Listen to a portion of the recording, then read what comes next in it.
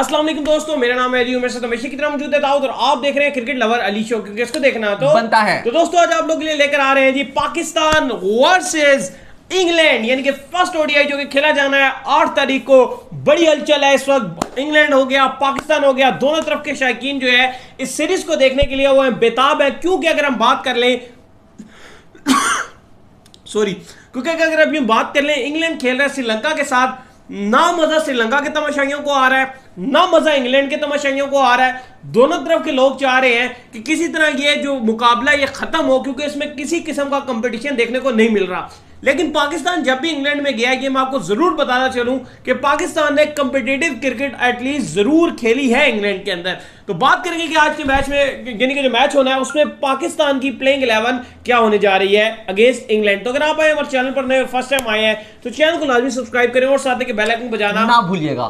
तो बात का आगाज करते हैं दाऊद से तमोर खबर को लेकर जो कि निकलकर सामने आ रही है। तो दाऊद, पहला मैच 8 जुलाई और तैयारियां जो है वो भरपूर तरीके से जा रही हैं और मिसबाउल हक जो है प्लेइंग 11 की भी जो हिंट्स हैं वो दे ही जा रहे हैं। तो क्या लगता है क्या होने जा रही है प्लेइंग 11? बिल्कुल, सोफिया गार्डन कार्डिफ में पाकिस्तान पहला मैच जो है वो खेलेगा। फिलहाल अभी पाकिस्तान की टीम जो है वो डर्बी में मौजूद है, वहां पर कल भी प्रैक्टिस कर रही थी, आज भी प्रैक्टिस कर रही है पाकिस्तान टीम। उसके बाद जो 1 और 3 जुलाई को जो प्रैक्टिस मैचेस भी खेलेगी। लेकिन पाकिस्तान का जो पहला मैच है वो कार्डिफ में सोफिया क्रिकेट ग्राउंड में खेला जाएगा, सोफिया गार्डन्स ग्राउंड में। देखिए अली, प्लेइंग 11 अगर आप देंगे तो ओडीआई का तो मुझे लग रहा है कि शायद इतनी मुश्किलात पेश नहीं आएंगी जितनी इस टाइम जो सवाल टी20s में है। लेकिन क्योंकि अगर आप देखेंगे तो थोड़ी सी चीजें जो वो काफी हमें क्लियर नजर आ रही हैं। अगर आप ओपनिंग में देखेंगे तो बहुत ही टाइम से हमने देखा हुआ है कि ओपनिंग में ओडीआईस में कोई भी चेंज नहीं कर रही है टीम मैनेजमेंट, क्लियर कट फखर और इमाम के साथ ही जा रहे हैं। लेकिन अली यहां पर सवाल ये उठ रहा है कि ये दोनों एक ही फॉर्म गई हुई है। चले फखर हैं तो फिर भी जब लास्ट ओडीआई खेले थे अगेंस्ट साउथ अफ्रीका तो बहुत अच्छी फॉर्म में थे। लेकिन जिस तरीके की इमाम को हम देख रहे थे थोड़ी सी स्ट्रगल करते हुए दिखाई दे रहे थे हमें पीएसएल में भी। लेकिन चले वो फॉर्मेट डिफरेंट था, उम्मीद करते हैं कि यहाँ पे रन्स बनाएंगे तो फखर और इमाम ही ओपनिंग करेंगे। नंबर 3 पे जो है वो आपके कप्तान आ जाएंगे बाबर आजम, वो भी अच्छी फॉर्म में, और उम्मीद है कि वो रन्स के अंबार लगाएंगे और पाकिस्तान को जो है वो मैच भी जितवाएंगे। क्योंकि ओडीआई की बात और हो इंग्लैंड के अंदर और बाबर आजम रन्स ना बनाए, बाबर मजा आ जाता था। अभी मैं ये तकरीबन 2-3 दिन पहले की बात है, मेरे सामने जो है एक वर्ल्ड कप की हाइलाइट्स आ गई थी जिसमें बाबर आजम खेल रहे थे अगेंस्ट न्यूजीलैंड। वो मैच तो शॉटे मारे यार, एवर चेस था। बाबर आजम ने जो चेस किया था, इतनी डिफिकल्ट कंडीशंस में वो जो बैटिंग की थी हारिस सोहेल के साथ मिलके वो लेवल कर गए थे उस मैच में। और वो एक शॉट उसमें जो हारिस सोहेल ने मारा था ना, जो टांग उठा के हारिस सोहेल ने स्ट्रेट पे छक्का कराया था यार, लेवल था उस छक्के। तो भाई आपको हारिस सोहेल भी टीम में आ गए हैं तो वो भी आपको इन एक्शन नजर आएंगे। तो नंबर 4 पे फिर बाबर के साथ हारिस सोहेल ही आपको नजर आएंगे और उम्मीद करते हैं कि हारिस सोहेल अच्छा रन बना के देंगे। और पाकिस्तान और बाबर के साथ अगर ये दोनों मिलकर चलते हैं, फिर रिजवान आपकी बैकबोन में आते हैं, तो 23 के वर्ल्ड कप तक मैं चाहता हूं कि ये हारिस अपने आप को मेंटेन करें, अपनी फिटनेस। तो पाकिस्तान का जो मिडिल ऑर्डर है वो बड़ा इंपॉर्टेंट, ये बड़ा संभालेंगे उसको। तो नंबर 5 पे आपके नंबर 4 पे आपके हारिस सोहेल आ जाएंगे, नंबर 5 पे आपके रिजवान आ जाएंगे। अब आप हो सकता है कि शायद रिजवान को नंबर 4 पे भेज दिया जाए, लेकिन ऐसे ही आपका बनेगा कि 5 पे आपके जो है वो रिजवान आ जाएंगे। फिर अब नंबर 6 ओडीआई में, अब यहां से जो है वो अब आपकी डिबेट शुरू होती है कि नंबर 6 पे आप किसको रखेंगे, यानी कि 4 आउट नंबर 6। अब देखें, अब आपके पास वैसे तो अगर आप स्क्वाड में देखेंगे तो आपके पास, क्योंकि हैदर अली को रिप्लेस किया हुआ है शोएब मकसूद ने, ऐसे ही है। इसके अलावा जो है वो आपके पास सऊद शकील भी मौजूद है। अब देखें, अब लोग, जाहिर है मैं भी पर्सनली चाह रहा था कि सऊद शकील को इस सीरीज में मौका मिलता, लेकिन क्योंकि हारिस सोहेल आ गए हैं, रिजवान है आपके मिडिल ऑर्डर में, तो सिनेरियो में फिर आप जो हो वो साउथ शकील को कहां एडजस्ट करोगे, क्योंकि साउथ शकील टॉप ऑर्डर वाले प्लेयर हैं। डोमेस्टिक में भी वो जो खेलते हैं नंबर 3 पे या नंबर 4 पे खेलते हैं। चलें, आप इंटरनेशनल टीम में अगर आप बहुत भी उनको एडजस्ट कर दोगे तो नंबर 5 पे आप खिला सकते हो। ऐसे ही है। इससे लेट फिर आप शोएब मकसूद को नहीं खिला, वो माफ कीजिएगा, साउथ शकील को आप नहीं खिला सकते, क्योंकि वो तो भी Haris Sohail type, Babar Azam type player हैं जो लंबा खेलते हैं। मोहम्मद यूसुफ तो यहां तक कह रहे हैं कि आप साउथ शकील को आगे आने वाले वक्त में बाबर आजम जैसा प्लेयर मानेंगे।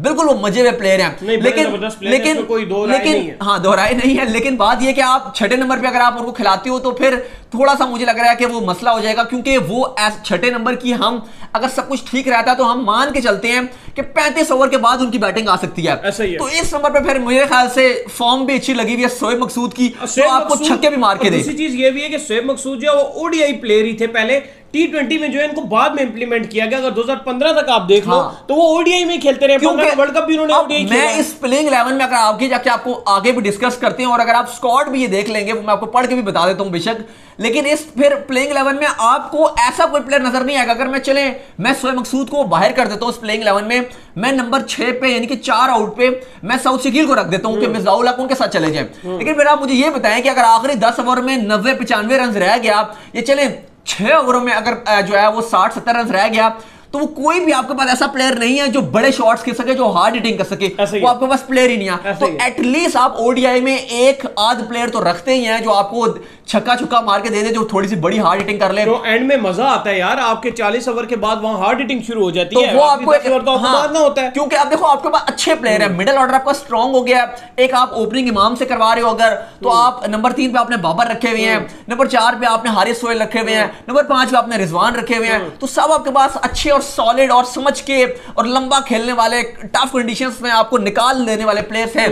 तो आपको एक आध ऐसा प्लेयर चाहिए होगा जो हार्ड हिटिंग कर सके, तो इसलिए नंबर 6 पे शोएब मकसूद के साथ ही जाना चाहिए, और मुझे लग रहा है कि ये जाएंगे शोएब मकसूद के साथ। सही हो गया। इसके बाद जो अब स्लॉट आती है नंबर 7 की, अब यहां से जो तशवीश है वो आपकी थोड़ी सी शुरू होती है, क्योंकि का जो मरहला है उसका आगाज हो जाता है। क्योंकि मसला ये है अली कि आपके पास फहीम अशरफ भी हैं, आपके पास शादाब भी हैं।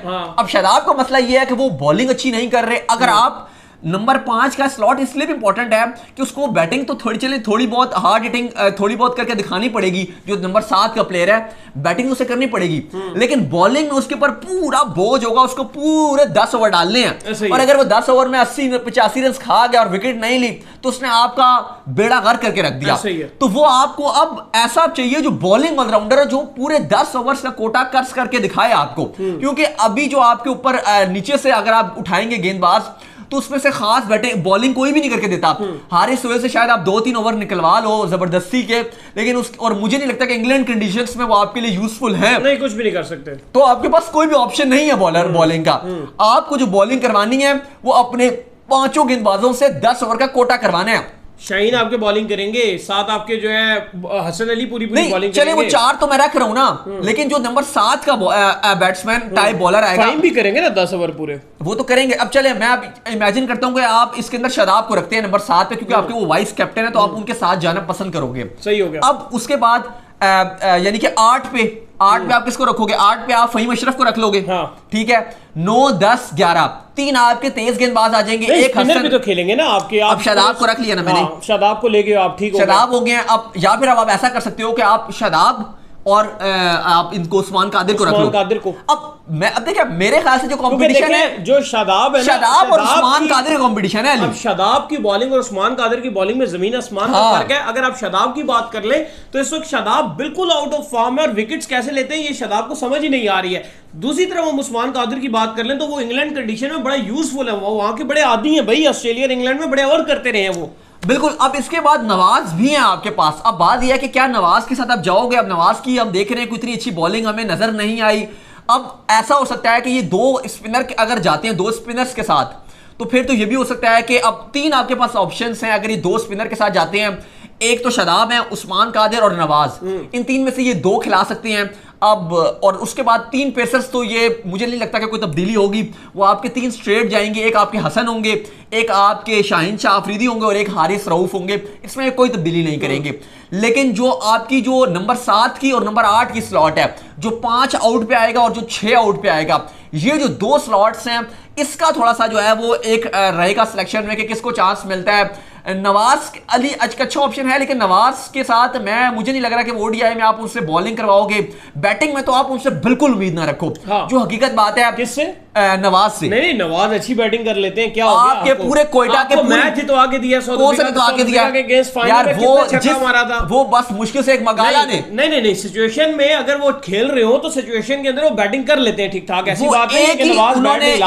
अब नवाज और शहनशाह अफरीदी को लेवल तो ना करेंगे, नवाज से आप बिल्कुल ही उम्मीद ही ना करें बैटिंग मैं वो बात ये कर रहा हूँ कि वो आपको बैटिंग करके नहीं देते हैं उस तरह। अगर आप पास पूरी कोयटा की तरफ से पूरी वो खेल गए यार पीएसएल में आप जो बैटिंग करके देते हैं फिर उनसे आप इंटरनेशनल में बैटिंग करवा लें। नहीं, लेकिन आसिफ अली ने आपको इंटरनेशनल में क्या बैटिंग करके दिया, इफ्तिखार ने आपको इंटरनेशनल में क्या बैटिंग करके दी, खुशदिल शाह ने आपको इंटरनेशनल में क्या बैटिंग करके दी है। अच्छा आप मुझे बताएं कि साउथ अफ्रीका के अगेंस्ट उन्होंने कितने रन बना लिए थे? 30-40 बना लिए थे, क्योंकि 17-18 मैच तो एक ही छक्का उन्होंने मारा था और वो मगाला जिस तरह की गेंदबाजी करे थे वो आपको भी पता है, वो मुझे बताने की जरूरत नहीं है। लेकिन खेल लेते हैं, आप इसे कह सकते हैं कि कुछ सिचुएशन में कहीं ना कहीं बैट हिला लेते हैं। लेकिन जिस तरह की आपको बैटिंग चाहिए, अगर आप एक ऐसा नंबर 7 पे खेल रहे हैं तो आपको एक ऐसा बैट्समैन चाहिए जो अच्छी बैटिंग भी करके दिखाए। करेंगे ना इस नंबर पे, पीछे फहीम अशरफ भी तो है इनके। अब एक दो ही स्लॉट है, चले आप मुझे बताएं किसको रखेंगे? शादाब है आपके पास, नवाज है आपके पास, आपके पास उस्मान कादिर है, आपके पास फहीम है, देखिए 4 बंदे हैं, 2 स्लॉट्स हैं। मैं ड्रॉप करूंगा स्ट्रेट फॉरवर्ड। वाइस कप्तान है आपके, वाइस कैप्टन है, जो मर्जी है, बिल्कुल ही फॉर्म नहीं है, उस तरह से नजर ही नहीं आ रहे, ना बैटिंग करते हैं ना बॉलिंग करते हैं।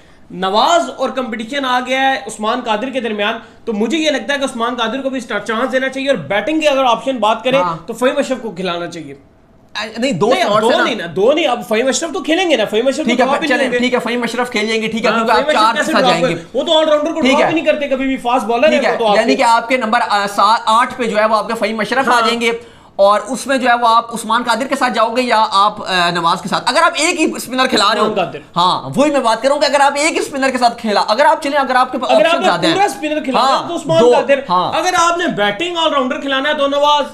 यार बैटिंग ऑलराउंडर फिर मुझे नहीं लगता कि वो ऑलराउंडर की उस कैटेगरी में आ सकते हैं, जो देखें जिस तरह के आपको इमाद वसीम बैटिंग में आपको देते हैं वो तो वो उस तरीके से आपको नवाज, क्योंकि इनका कंपटीशन है, ऐसा नहीं है, करते हैं। पाकिस्तान टीम ने कब रन बना के दिया आपको? नहीं, पीछे बनाए हुए रन, ऐसी बात नहीं है, वो और सरफराज ने कई दफा रन बनाए हुए हैं, पीएसएल में भी कई दफा, पीएसएल में भी मुझे नहीं, वो शुरू के एडिशन में उन्होंने 1-2 मैचेस मतलब कुछ एडिशंस में रन बनाए थे, विकेट्स भी लिए हैं आपके, विकेट्स लेके दिए हैं, विकेट्स लेके दिए हैं, बॉलिंग में उन्होंने किया है। लेकिन मैं बॉलिंग की बात तो नहीं कर रहा, मैं उनकी बैटिंग के बारे में बात करूं कि नवाज बैटिंग में करके नहीं देते, बॉलिंग में तो करके वो देते हैं। लेकिन फिलहाल जो उनकी फॉर्म लगी हुई है, मैं रिसेंट पिछली कोयटा की तरफ की बात कर रहा था कि जिस तरह की उनकी फॉर्म लगी हुई थी वो काफी डिसअपॉइंट उन्होंने किया था। बहरहाल ये आपकी जो प्लेइंग 11 आपको दिखाई देगी, मैं आपको दोबारा से पढ़ के बता देता हूं एक बार।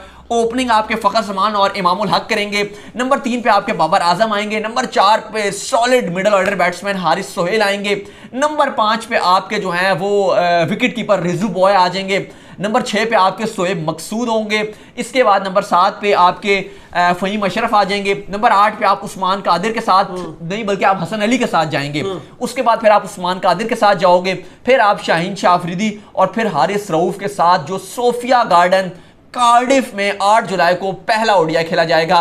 लगभग ये उसकी प्लेइंग 11 होगी। सर ये तो उम्मीद करते हैं कि आज का हमारा शौक को पसंद अगर आया पसंद वीडियो को लाइक कीजिए, चैनल को सब्सक्राइब कीजिए, साथ ही बेल आइकन को बजाइए, दाऊद फॉलो कीजिए। बिल्कुल मुझे इंस्टाग्राम में फॉलो कर लें, मैं मौजूद हूं दाऊद क्रिकेट के नेम से, और अपनी प्लेइंग 11 कमेंट करके हमें जरूर बताइएगा कौन सी बेस्ट प्लेइंग 11 बननी चाहिए। सही, और मुझे फॉलो कीजिए, मैं मौजूद हूं क्रिकेट 11 ऑफिशियल के नाम से। नेक्स्ट वीडियो में, तब तक के लिए अल्लाह हाफिज़।